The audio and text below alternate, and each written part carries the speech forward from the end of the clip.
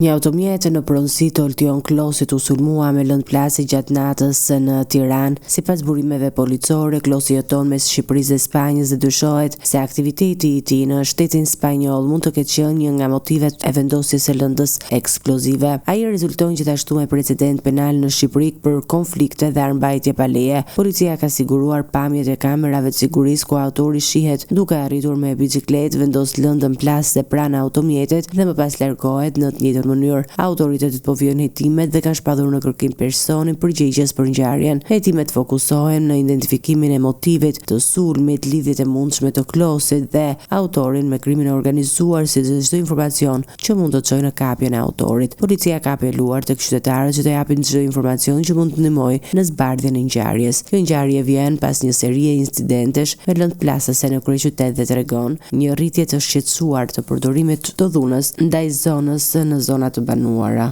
Autoritetet theksojnë se siguria e qytetarëve mbetet prioritet dhe po forcon kontrollet në zona të ndjeshme.